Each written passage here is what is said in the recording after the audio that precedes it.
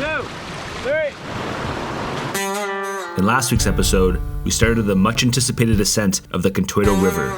Tracking was tough, but we were thrilled to see the river had water, and we were slowly making our way to its headwaters, where we'd be extracted in 9 days.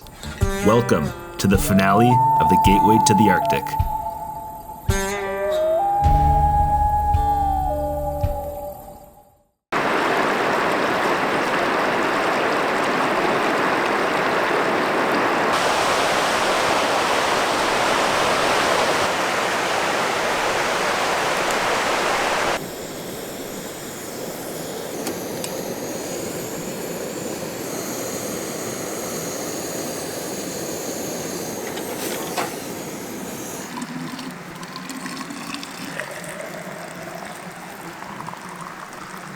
Coffee and breakfast are ready! Come get it while it's hot! It is the morning of day 21. Can't believe I'm saying that right now.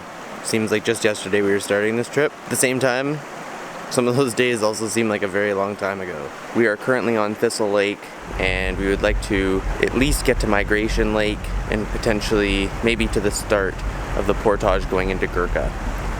Today should be a little bit more paddling for us, which will be nice. Yesterday, all we did was track and portage the canoe. Change is nice out here. You grow to appreciate that. One thing that has changed is there is definitely a lot more black flies out here. That might be one of the changes that I don't know if I'm quite as happy about, but aside from that, excited for a day of paddling and just to do something different for the day.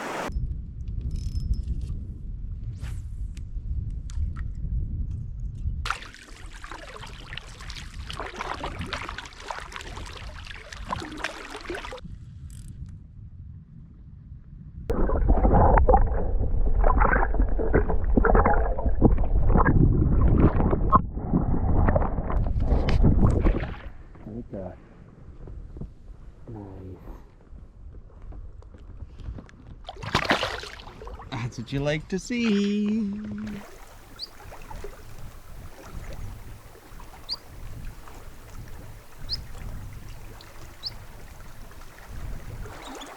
Watch out, they might dive bomb us. We're out in the middle of the lake. There's a small island with all these pushed up rocks. It almost looks like it's man-made. But all these rocks got pushed here through big storm surges and ice. We're just going to explore this a bit. There's 2 local Arctic terns that are a little pissed that we're here, but we'll keep our distance.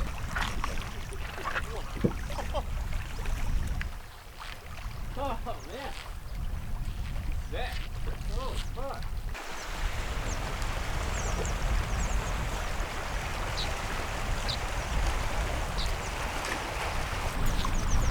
Cool spot.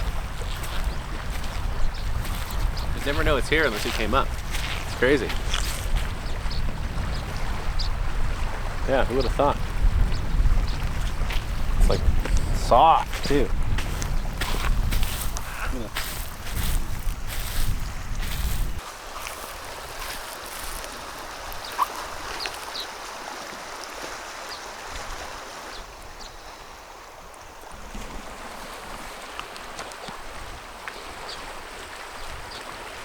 Best lunch out here. Simple yet effective. We are currently hanging out on one of the coolest islands that I've ever camped on in my entire life. Today's plans got a little sidetracked. We were planning on making it to Migration Lake. Instead, we came across a beautiful island site. We were just paddling along, saw this really rocky island, decided to pull over. We hiked up to the top and realized that there was the ultimate tent pad on top. Absolutely beautiful sight, and our bodies can definitely use the break. So we're gonna take a rest day today and then start up hard again tomorrow. The guys are just reading some books. I'm gonna do some journaling for a little while and just hang out and enjoy the sun.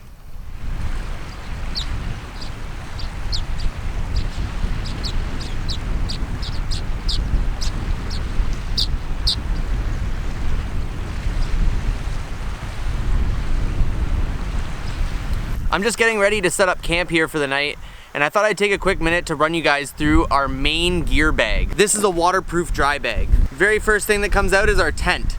we've got our main tent and our fly separated by 2 separate dry bags. If you have a rainy day and you have to pack up your wet fly, you can keep it separate in its own dry bag inside the main dry bag and not have water leak out and get everything else wet inside the bag. Our tent poles, our dry jackets, and then finally, clothes bags for each Noah and I in their own dry bags. Inside these dry bags also has each of our sleeping bags and our sleeping pads. Just fit into these 30-liter bags. The very last piece that we keep in here is our maps, which are double sealed inside of a Ziploc here. Maps that we're not currently using on the go are staying dry in the bottom of this bag. Yes, this is a dry bag and could keep all of our stuff dry if we just put it all inside of here. Water can still get inside of this bag. So by putting dry bags inside of that dry bag, it helps ensure that none of this stuff is gonna actually get wet. That way you know when you are cold and wet that you are for sure gonna have a warm and dry place with some dry clothes for yourself and a dry sleeping bag when it comes time to set up camp at night. That's our system here, and it's worked really well for us, and again, really efficient because it fits 2 guys' gear into one big bag that can be easily portaged, probably with a few other things.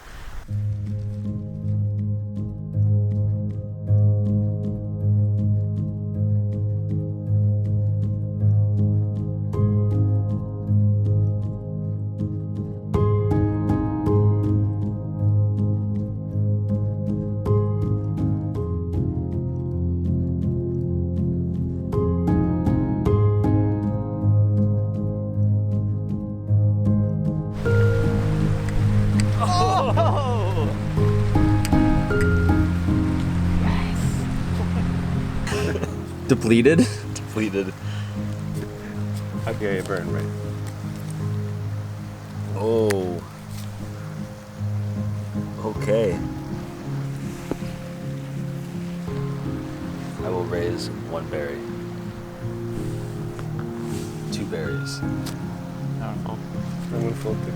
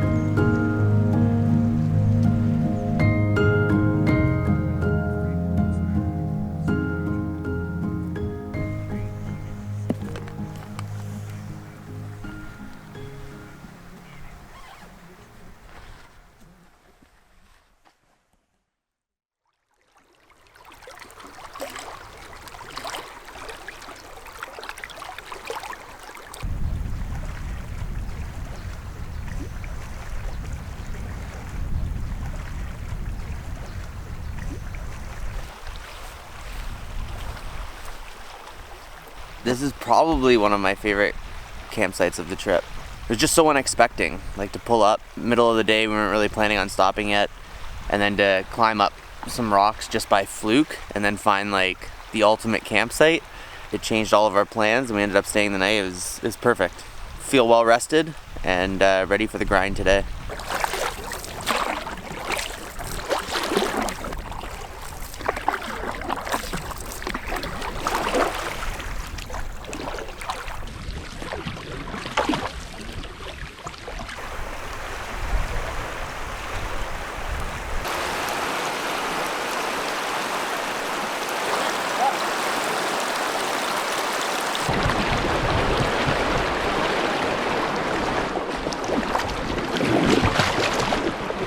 We made it to Migration Lake.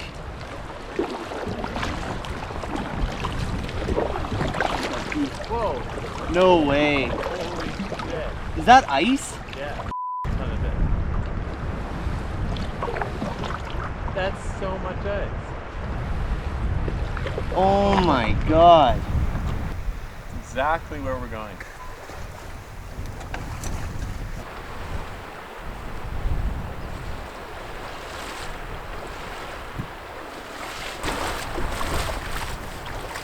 Welcome to Migration Lake.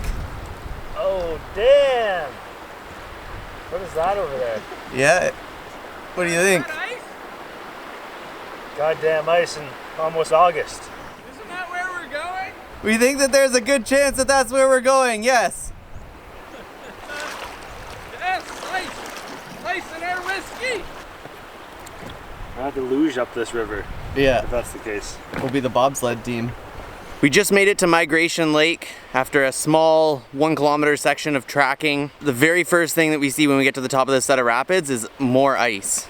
It's been a recurring theme on this trip, is just constantly running into ice. This does look like it could potentially be in the direction that we're heading, so fingers crossed it doesn't interfere with us at all and it's maybe just at a shoreline nearby where we need to go. Holy smokes.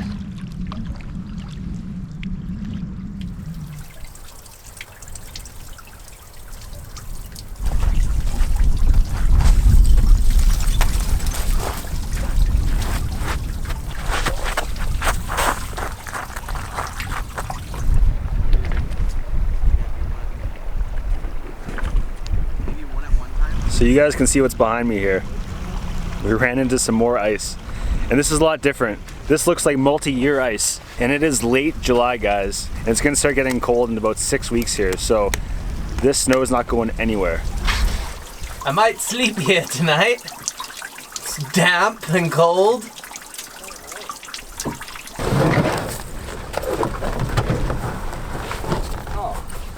Seriously low friction.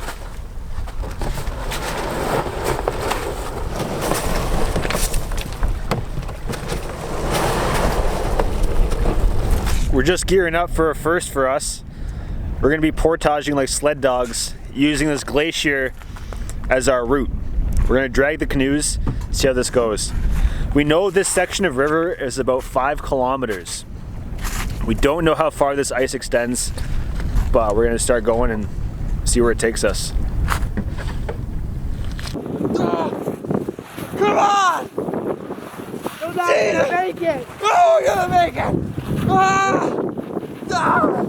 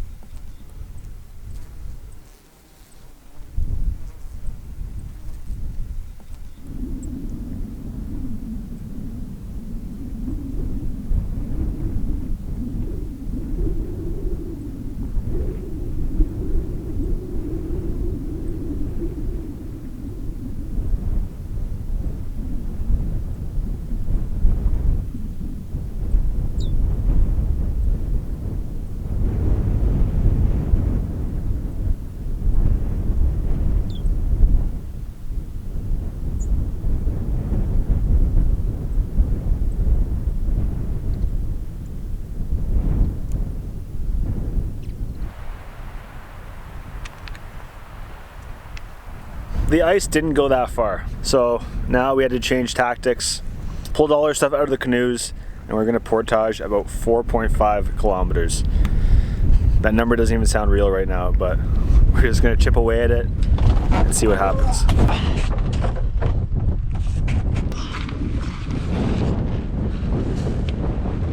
Some really strong winds. When the canoe's over your head, you're like a big kite. I'm also boarding the canoe with the broken yoke that has been feeling pretty solid, but fingers crossed it stays like that. The boys are stopped up ahead and they seem to be looking at something.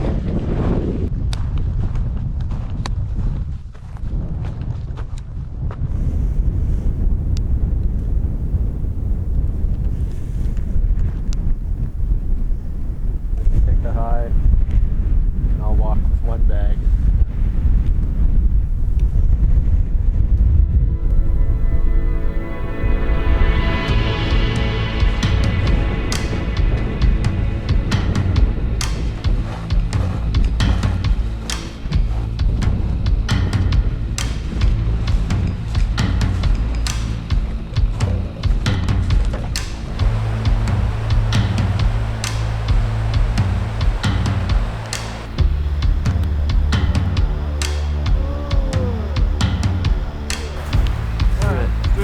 Do it again.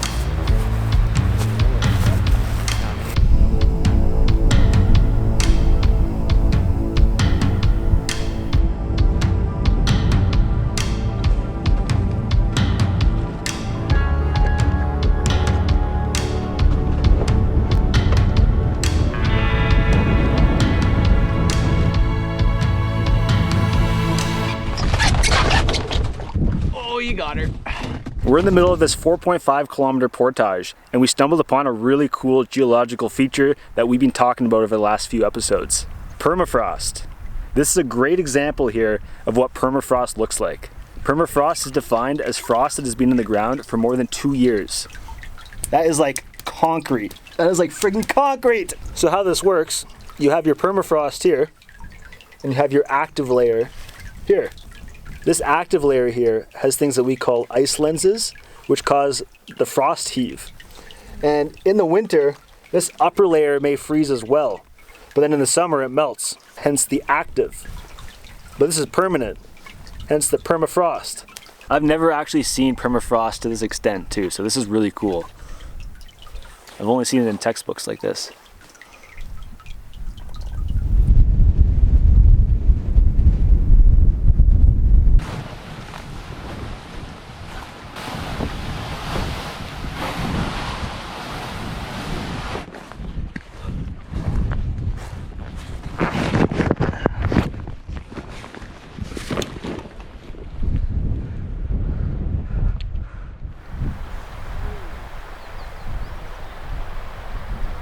We chipped off a 4.5 kilometer portage after lunch today.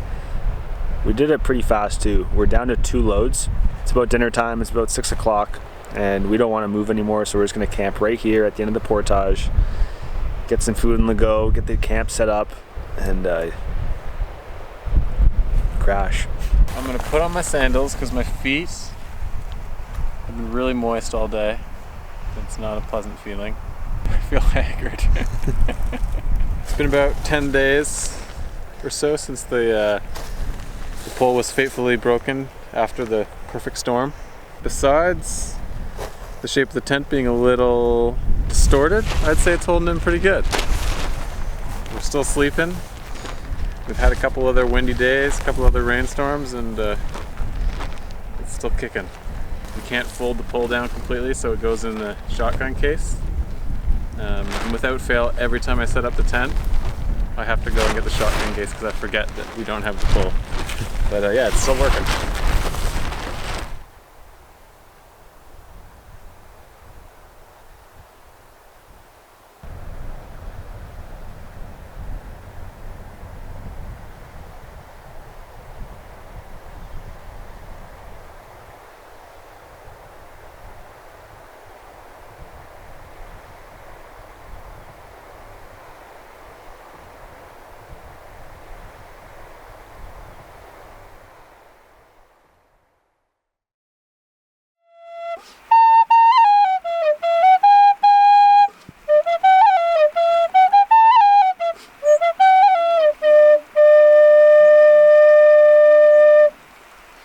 Good morning.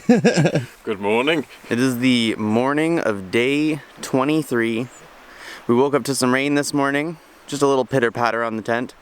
Luckily, Graham had a nice little shelter set up with a tarp for breakfast this morning. The rain is holding off for now, so hopefully that's the case going forward. Bugs are out. Definitely the bugs are out this morning. If you catch one first cast, I'll give you $1. If you don't catch one first cast, you give me $1. Graham, do you accept the deal? You're on. Here we go, first cast.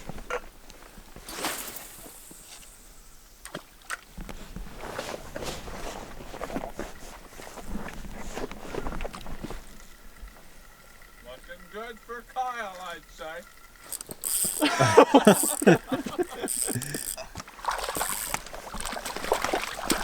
Whoa! Oh, you didn't land it. You didn't land it. I still get the $1, I think. I don't know. I don't know.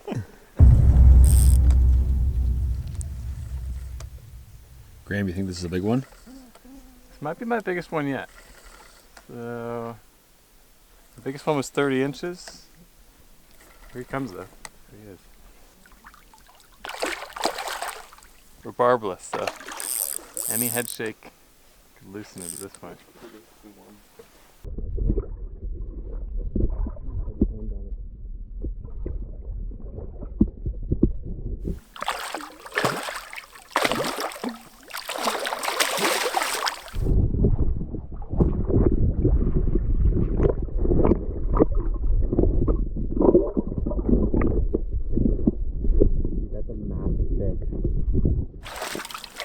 Holy shit.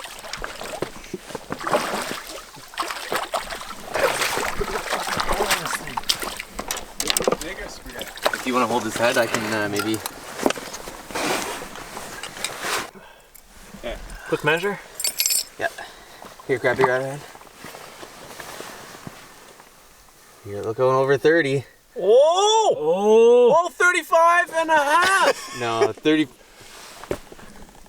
Go right on the Are you right on the tail? Right on the tip of the tail. 35. No, just over though.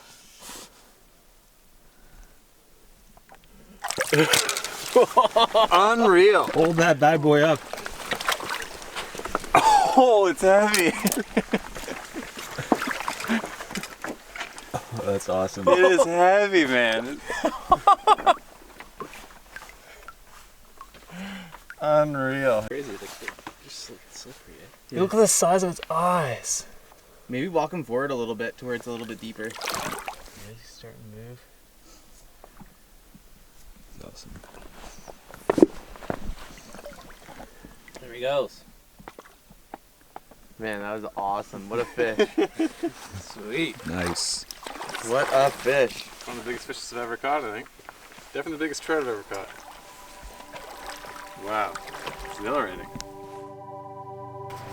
The goal of today is to paddle Gurkha Lake and to get to the next river section that goes into Pellet Lake. At that point, we're going to be very close to the Contoito Lake, which is kind of our new goal now, given all the delays that we had. Based on this last river section, it's going to be interesting to see what we have up ahead. Not much water flowing through this river here. We're hoping that somehow that there's a little bit better flows on the other river. So we're just going to see what the day has in store for us. We're going to that point, and then we do that.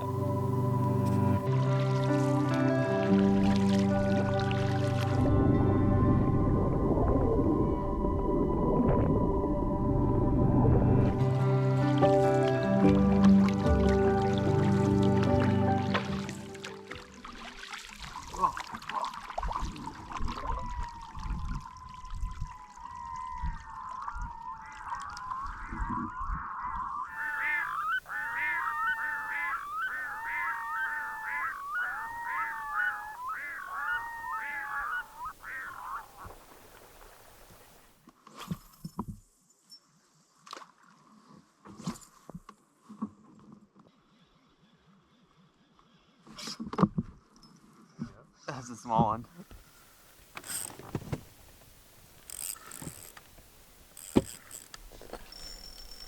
The fishing has just been insane on Gurkha Lake so far.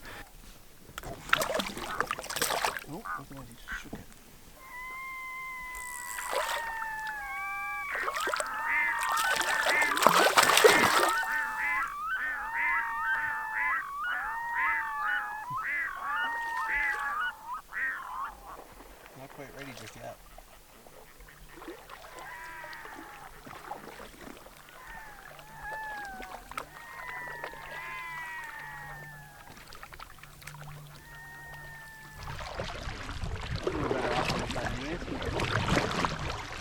We got up to about a 10-kilometer stretch of river here that's looking extremely dry. All this land that we're standing on at one point was underwater, and we've been dealing with this over the last week as low water conditions. And we're gonna have to figure out a way how we're gonna pick apart the next 10 kilometers of very shallow, bony whitewater.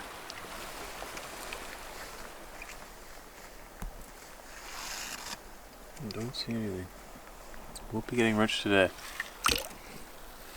What are you doing here? Well, I'm very much an amateur gold panner. Throw some sand in there. Immediately we can take out the big ones. Slosh out all that silt.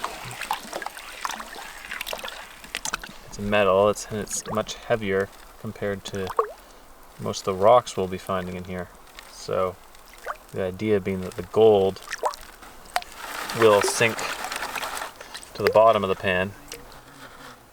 From what I understand, when you're looking for gold, you're looking for little shiny gold colored things, but that aren't really jagged. You want them to be more rounded. So you can see here, that's muscovite, which definitely has a lot of shine. It's really thin too, so if I were to put it on its side, it can almost be like paper thin. But definitely confusing when you're looking for shiny things. As of yet, not much luck, but You got a couple pieces. got a couple pieces, tiny little ones. So feels good. I know it's there, but I'm really holding out for that big that nugget that I can pick up between my two fingers. But at a minimum, I'm learning a lot more about just all the rocks that are going on.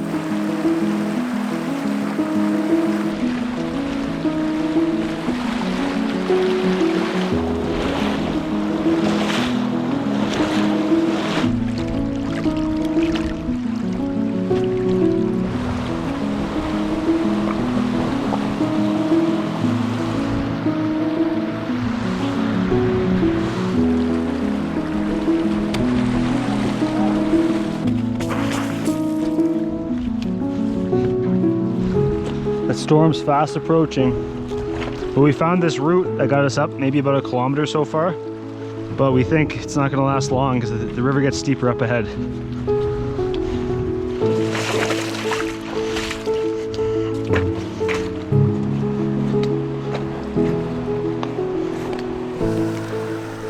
We got up about a kilometer and a half, but the river gets a little more steep, so we got to start portaging. We think that the best option would be to portage 2 kilometers to the next body of water, and then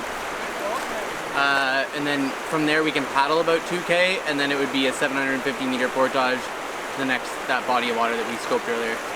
Now the real question though is, do we do this portage right now or do we hunker down? This storm is looking ugly and it's definitely headed our way. Big wall. I think we hunker down. Yeah. Do this in the morning. Yeah.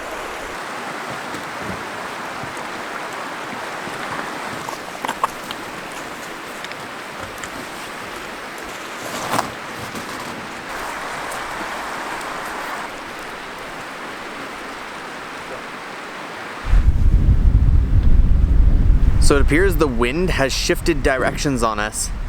It was pretty calm here not too long ago, no wind whatsoever, and now there's like a decent gust going on. We have a pretty good setup going on right now at camp. We've got kind of an area set up with a tarp under the canoes with less metal use over there, and then we've got our tent set up behind me here. It has quite a few metal poles. We may avoid going into that, but just to have a zone that's dry and we can throw some stuff into. So nothing makes you feel more vulnerable than being out here in the barrens when a lightning storm's coming through. The other thing about being out here in the barrens is that there's nothing to protect you from high winds. So when the winds are ripping, they just rip over these completely bald hills and you take the full force. So We've secured the tent down with some big boulders, some guidelines. We're hoping that that's enough to keep the tent in place. We've pegged it the best we can, but I mean, you can only peg so well in this kind of gravelly stuff, so we'll see how it goes.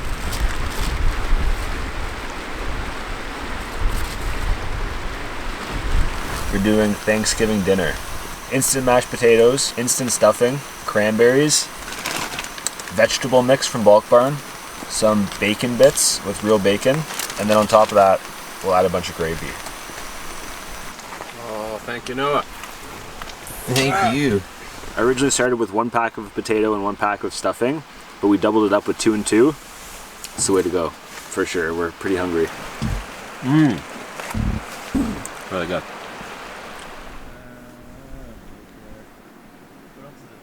Oh, maybe the pants then.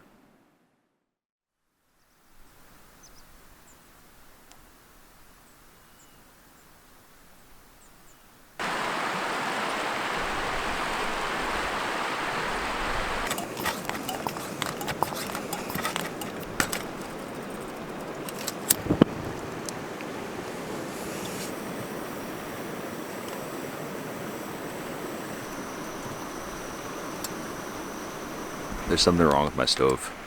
It's just not being pressurized after pumping it like 30 to 60 times. I do have a repair kit, but I think this morning I'm just going to use Kyle's stove.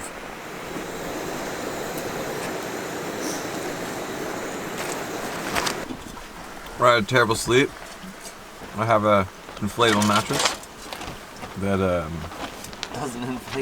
doesn't inflate. I mean, it inflates great, but I think the nozzle is slightly broken. So I probably get maybe a couple hours of air out of it. It was a long sleep of rolling around on sharp, pointy rocks. Or deep tissue massage, you know? You just need to get strategic with tent placement now. Last night we got off the river a little earlier than normal, probably about 4 o'clock, because we saw that storm coming in. So we battened down the hatches, but turned out we didn't even get hit with it. But a week ago we got hit really badly, so that still is, we still feel that one. So we didn't want to take any chances, so we got off early. But the site we have here is beautiful. The river doesn't have much water though, and that sort of leads us up to today's activities. We got to a section where it's too steep to continue tracking, so we need to portage at least 2 kilometers to get around this section. We know today there's going to be a lot of portaging and a lot of getting in and out of the boats. So because of that, we're going to be doing a 2 chocolate bar day. That's right, the first of the trip. Hopefully that gives us enough fuel and energy to get through today's activities. And I'm sure it will. We're all in good spirit. The terrain's very easy to portage, and we're getting very close to Contoito Lake.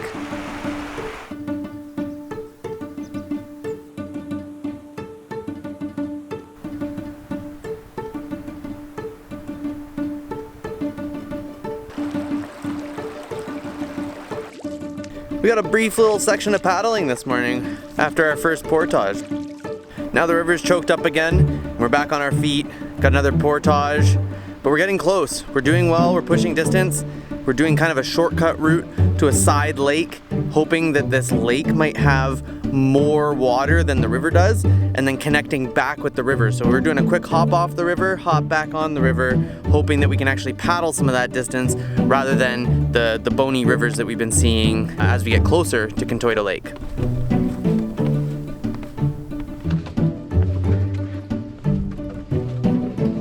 Welcome back to another episode of the Portage Chronicles. Here with your host, Alex Trainer. And we're out here and we're just portaging. It's tricky walking again. Classic, on the rocks. But these rocks actually are holding their place a little bit better. The one thing that I've learned, Northwest Territories and Nunavut is home to some of the most loose rocks around. Do I trust a rock? No, I don't trust a rock. I never trust a rock. Now, this has been some of the best portage country we've been going through. This stuff right here, she's dry. So there's no bogs trying to eat your shoes, do things like that. So this ain't so bad, this ain't so bad.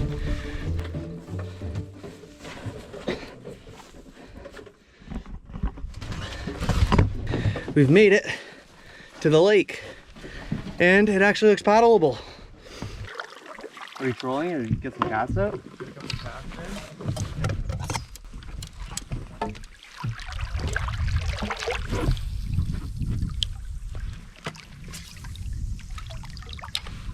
A little sip of Josephine. There we go. It's a small one. Oh my god, it's a largemouth bass. Really tiny trout. It's actually not that tiny though. It is huge! Oh my god, it's massive! Oh, did you see it? I saw it. It was enormous.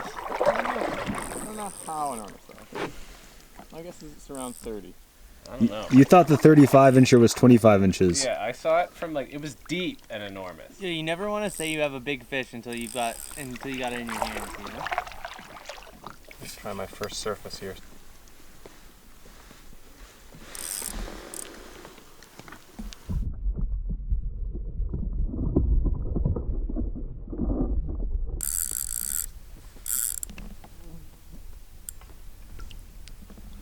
Quick update, the play now is to paddle slowly to shore to try to land this thing. You see it? He's right down there in the middle.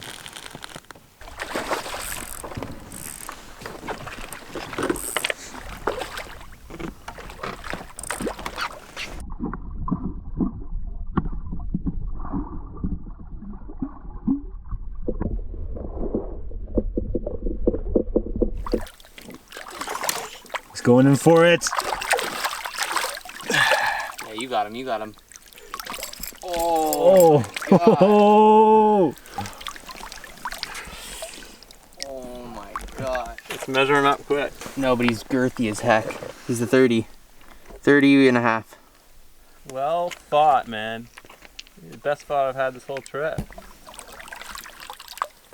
Oh.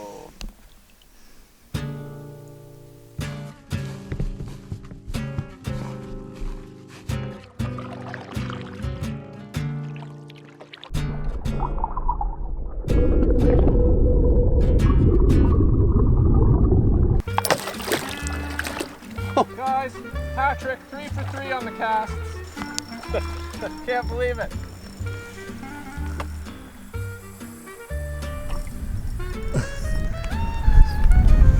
Everyone is on right now.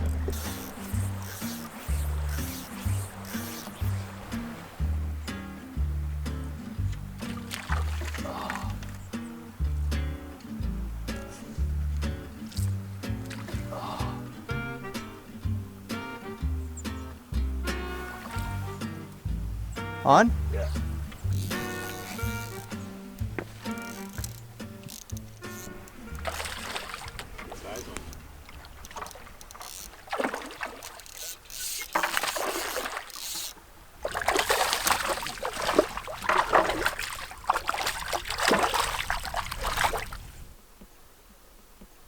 Nice fish.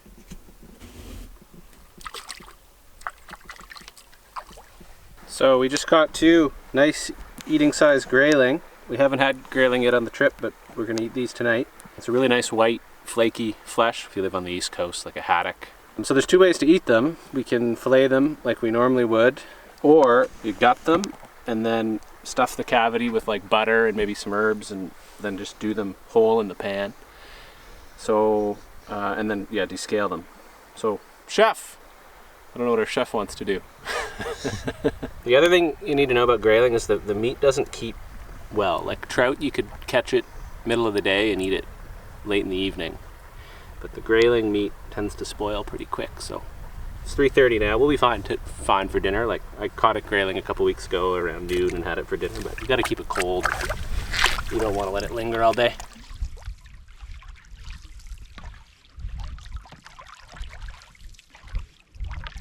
Paddled out around the esker, thinking there might be a beach. And we got a beach. Always a pleasant surprise when you get a beach. Friggin' paradise right here. Look at this tent spot. Holy smokes. Yeah, it's such a narrow ridge. Kevin was explaining these things to us. Was it? And he said that this is where they dried skins. Man, this is so old. Yeah. What a spot for it too, eh? Yeah. We just got to camp for the night, and there is this really, really long esker behind us. We just climbed it, and there are spectacular views here. But what's even cooler is there's an old tent ring here, and you could see that from this ring of rocks. And this would have been used by the Inuit way back in the day to set up their tent, which they would have dried hides in. This is archaeologically really, really cool and quite significant too. This is very special that we're here right now.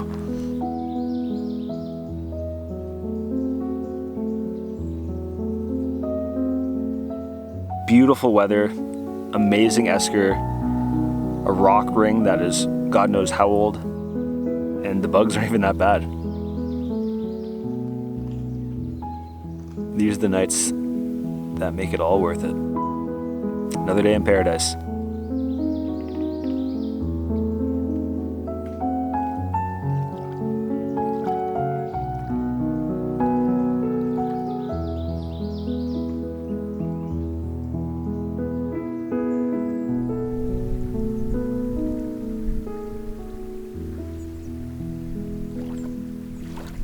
It is the morning of day 25.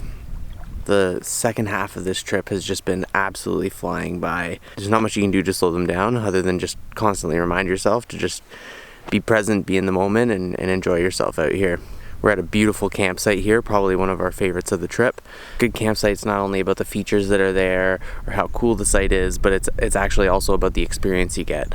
Having sun last night and sun this morning, you know, no breeze, no bugs, all of those things definitely add up and are making this one hell of an experience right now. So I'm just getting breakfast ready for the guys right now, and then we'll get them up shortly here. Breakfast is ready. Coffee is hot. My tin whistle playing needs some work.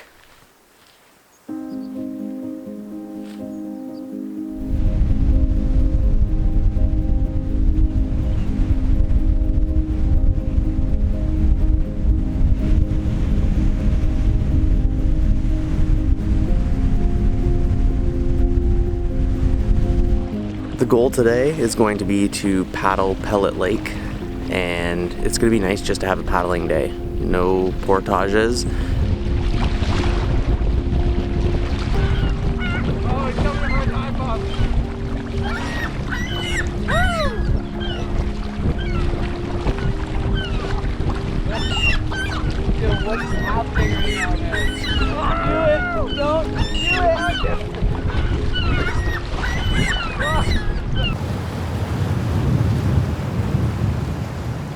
The wind's been picking up all day. This morning we paddled about 10 kilometers and it took all morning to do it. Doesn't seem like it's gonna let up anytime soon. So we just pulled over in this leeward bay, had some lunch, and trying to figure out the next moves. It's all white cappy, like the lake looks nasty. And then maybe get in behind this little nub by the river and see if there's a good place to post up in behind there and just chill. The winds are supposed to subside through the afternoon. I like the now or never though. Like I think we gotta move. Did you get your last wrap? Sure did. Yeah. You just ate it? Just raw dogged it.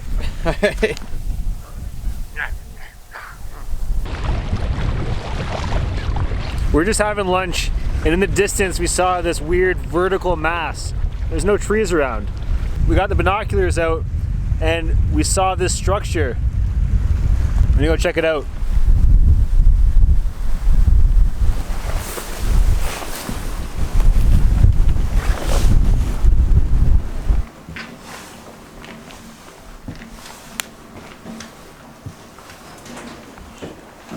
March 2004. Been here in a long time. I'm gonna say 2004 based on that calendar. Family pic maybe? We seem to have run into an old abandoned camp that probably we think might not have been used since 2003, or at least that's the calendar datings that we've got in here. We don't see anything else that shows signs of anything more recent than that. The front has been torn in pretty bad, but like this This room's actually preserved pretty well. Like, to just think that this place would have potentially just been sitting empty for that many years. It's like 20 years, pretty much. Really cool spot, but we will not be staying here. It looks very run down and it sort of smells bad. We're gonna go find some shelter somewhere and probably set up camp for the day because this wind and rain doesn't look like it's gonna let up.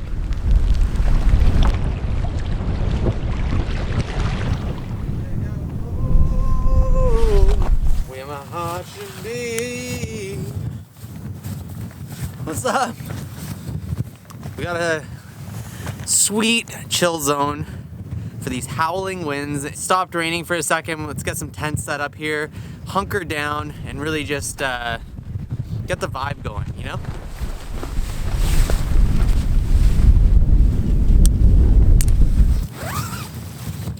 This club's open for business.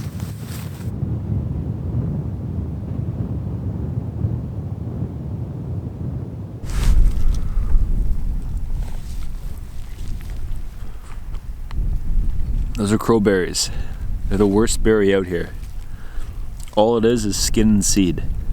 But it's one of the main berry sources for the grizzly bears here. I spent a lot of time looking at the ground here, whether it be on portages, walking around, or just examining stuff. And there's things you will always see on the ground of the barren lands. Always a sort of berry down here. Animal poop or animal bones. Guarantee it's always here. Let's try a sample size right below my feet.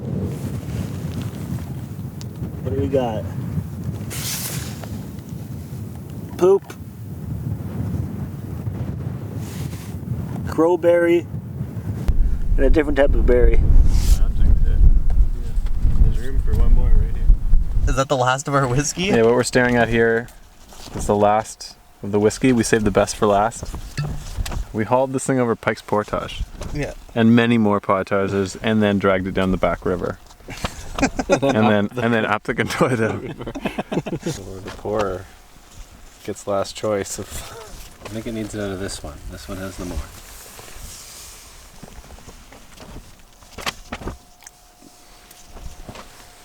Do those look more or less even to you, Noah? Cheers! Cheers. The last of the whiskey. I feel like we still did the Gateway to the Arctic, I think. I still think so. For sure, we just ran out of time. Yeah. We Part one. also really experienced the Arctic. How much ice we had? Yeah. And all the hard work. I'm happy we stuck with the plan. Yeah. Yeah, so am I. There's a lot after that confluence. It was just like really cool area that we've traveled And we through. just changed our whole mindset. We slowed down and just started having fun. Yeah, it's easier to do shitty shit when you're a bit slower. You just chip away at it.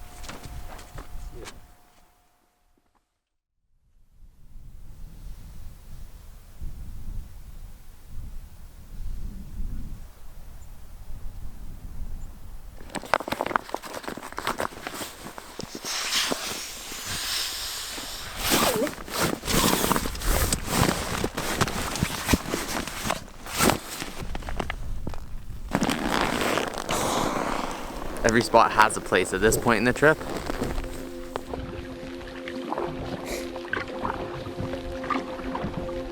Most days when we're paddling, we're often scanning the shorelines looking for subtle change in color or movement that could be wildlife. This morning, Graham noticed a cluster of brown objects far in the distance. At first, we couldn't make out what they were, but as we drew nearer, the graceful forms of these animals became clearer.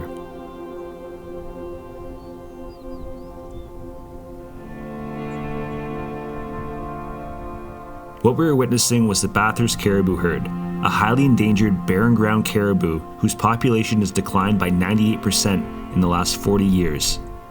Today, less than 7,000 caribou remain. Barren ground caribou have been documented to migrate over 3,000 kilometers each year, which is known as the longest migration of all land animals.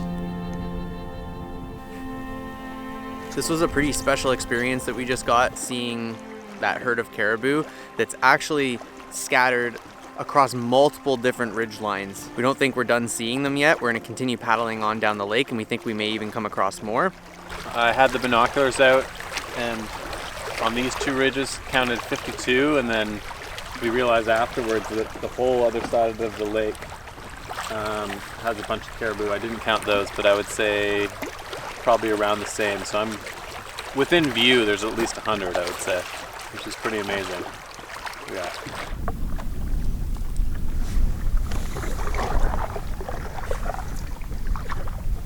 He seems very confused. What's that? He seems confused. Yeah. So there's a young moose in the water right beside us right now. He looks very curious to what we might be.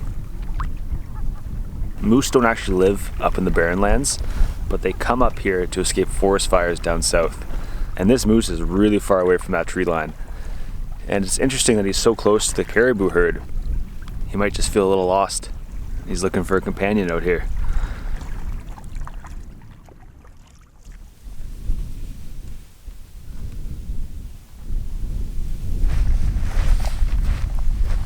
So what we can see here is we're actually on the world's flattest esker.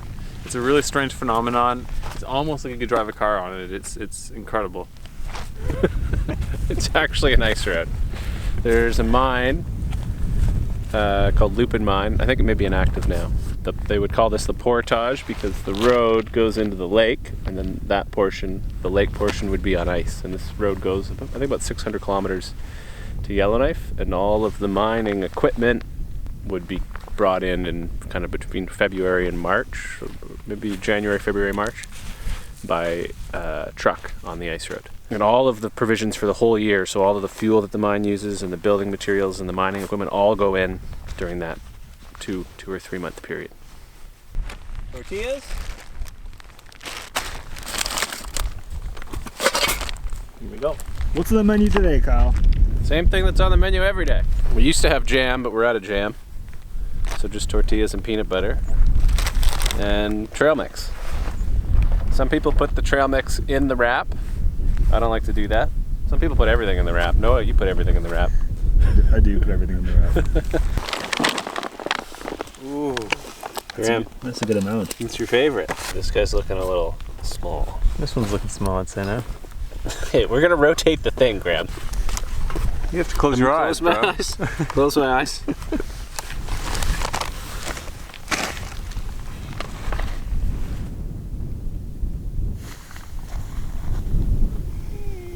Hey, sweetie. Come here, cutie.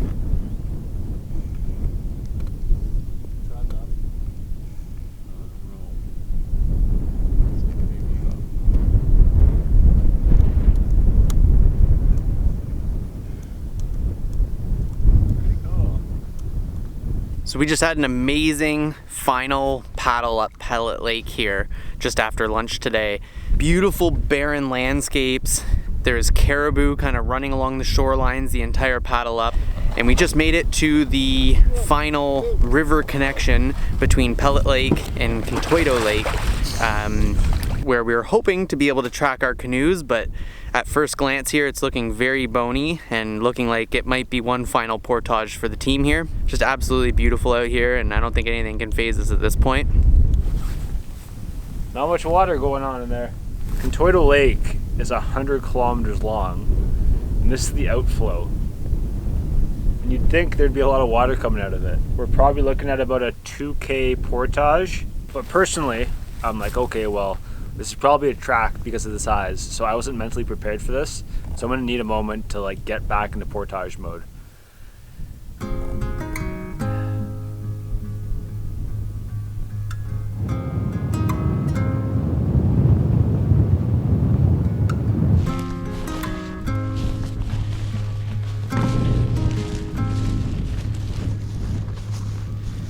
Same old streets with the same old sound. We'll find a way to get out this town.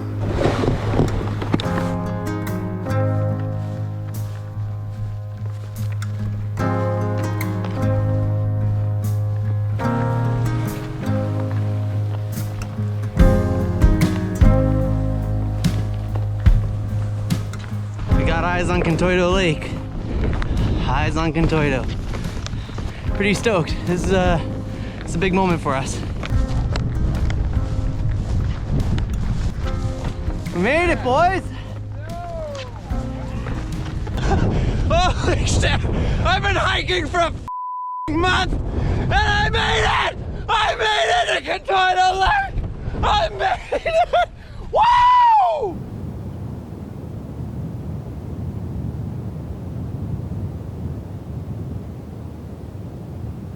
Looking good. There's definitely some strong winds over a large section of water at the south end of Contoito Lake. And we've got about 1.5 kilometers to reach where we want to camp, where we'll be fully exposed to the big side of the lake. I feel like we all feel pretty well seasoned at this point. Probably about 700 meter crossing, so we won't have necessarily shoreline beside us.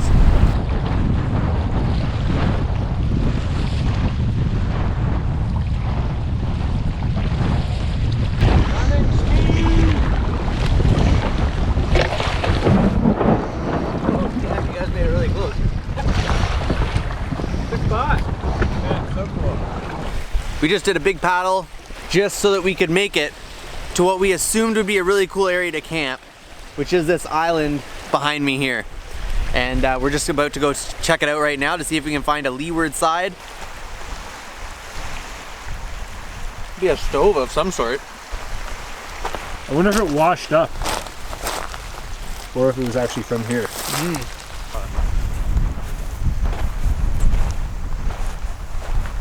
Old file in the middle.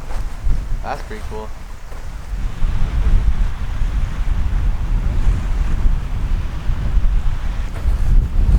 Cloudberries for dinner. Oh man. Look at this patch.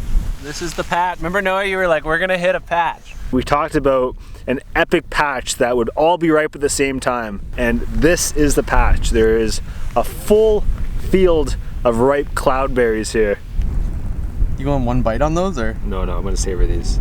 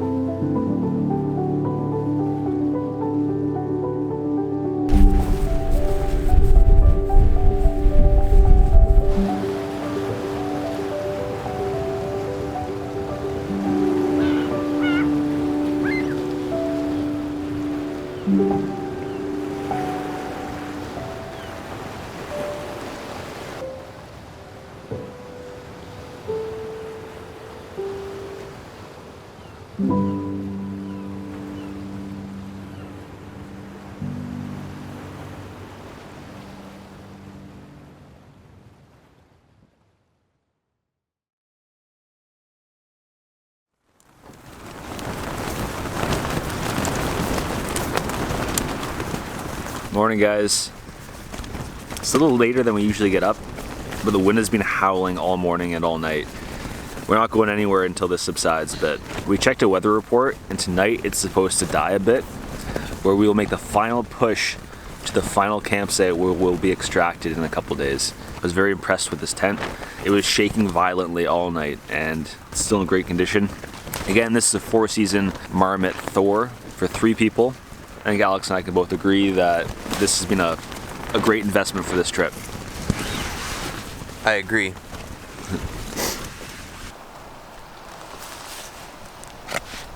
I don't know if a plane could land in this right now.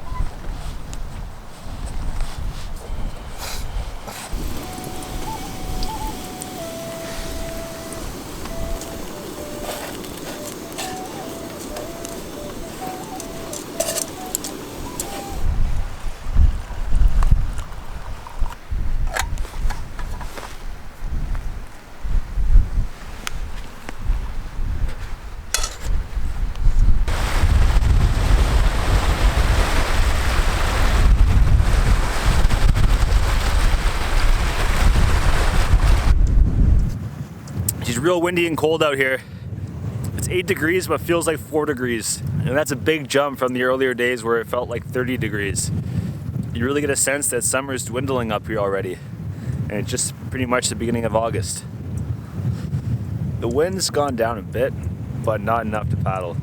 It's looking like now we'll be doing a night paddle. Wind is typically lighter in the night and stronger during the day. And this is because of the relationship between the jet streams in the atmosphere and how hot the earth is.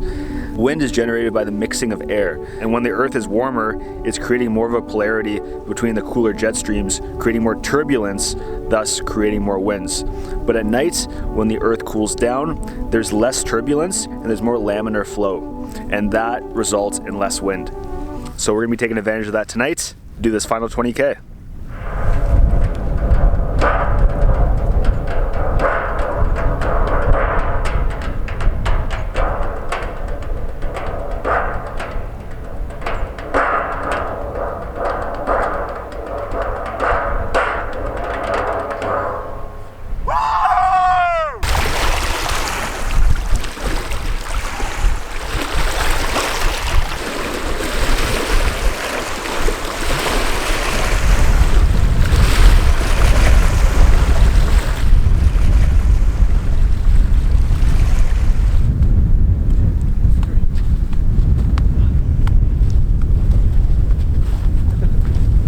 Just about 9 o'clock here, and in the last 2 to 4 hours the wind has really died down and there's no longer whitecaps out there. It looks like a strong wind tomorrow too, so we're trying to take advantage of this window in the night. It's very weird right now to be packing up camp at 9:30 at night, getting ready to set sail on the water for the day, and the sun is still shining very bright. This is gonna be a new one for us. We haven't experienced anything like this before, and looking forward to paddling, hopefully with light most of the night. I'm generally not a night guy, so the hardest part of this paddle tonight is not falling asleep out there. We're gonna have a lot of coffee to start this trip, and also some sour gummies and chocolate to keep me occupied as we paddle through midnight tonight. Ready? Yeah.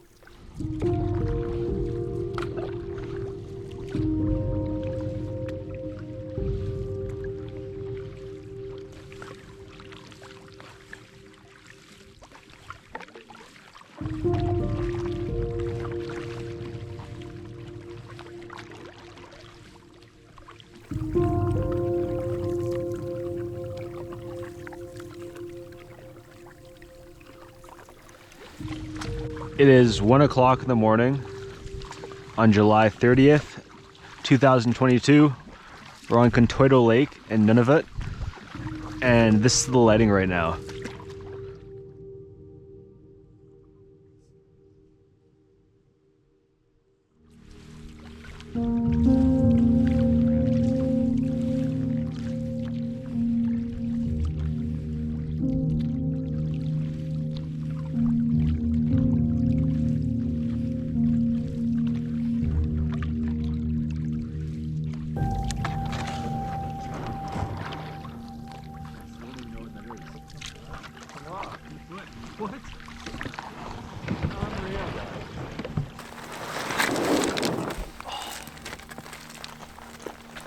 We made it. Final campsite where we're getting picked up by Air Tindy 2 days from now. Or I guess tomorrow at this point, because it's about 2 in the morning. This is about as dark as it's gonna get, and from here it's only gonna get lighter. The wind started picking up at the very end of our paddle, so we timed this absolutely perfectly. And it was a special paddle across the lake.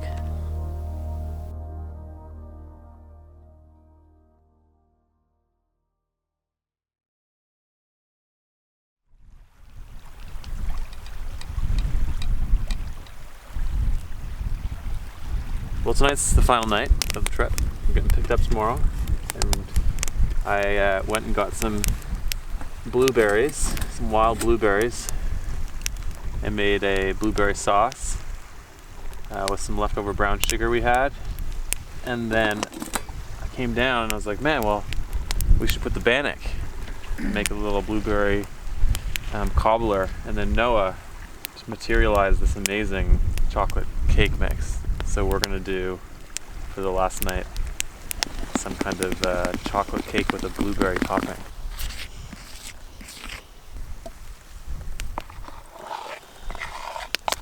Great.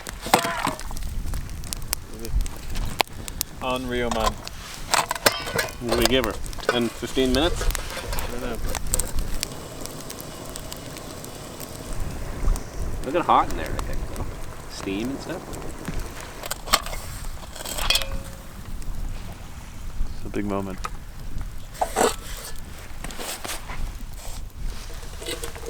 Oh my god! Holy! Look at that! Oh boys. Still looks good. You know, I think the patience is the game, guys. I think we need to go back to the drawing board and wait, because it'll be amazing if we wait. Part of it is cooked. Oh man, that looks like a perfect combo. Yeah, looks pretty awesome.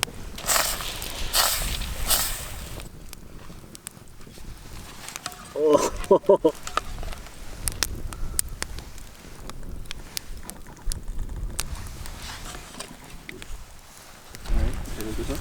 Yeah. Unreal.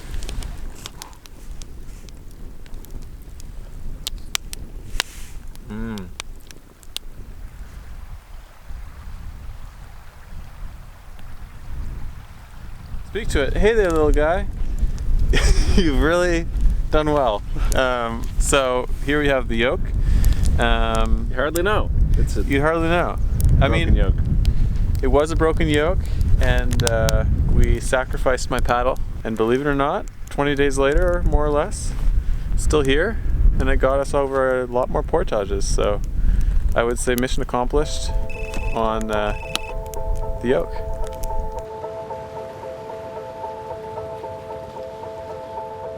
We're getting very close to the end of the trip here.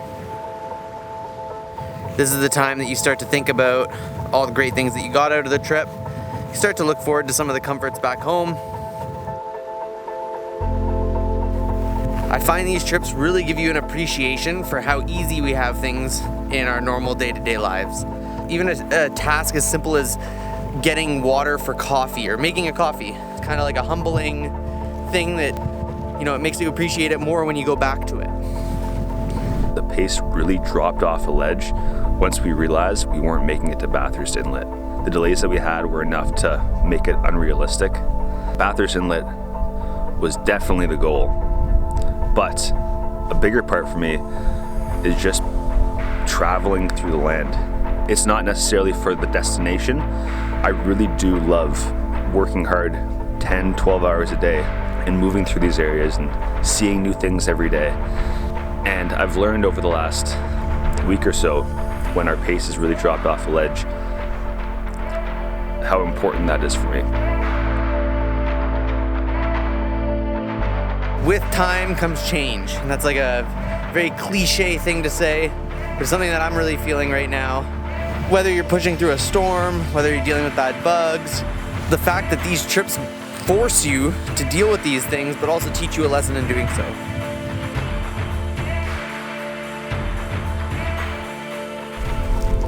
We're just getting ready. The plane should be here any minute. And there it is.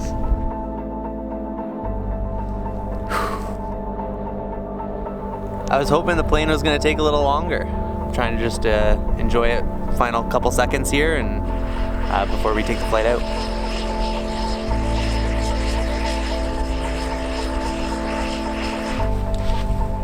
It's about the journey, not the destination. And this is a philosophical conundrum our team really struggled with out here. This has become a bit of a tradition.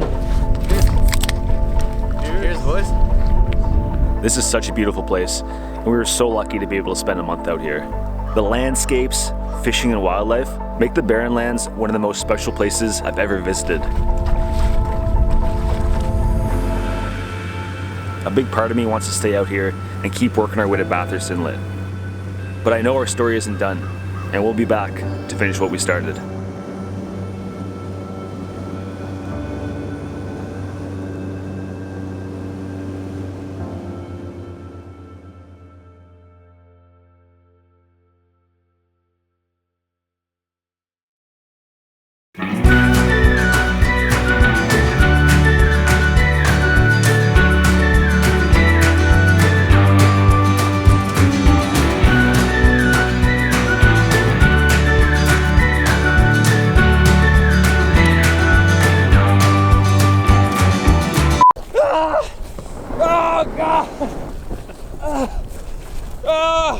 When I signed up for this, I thought it was gonna be easy.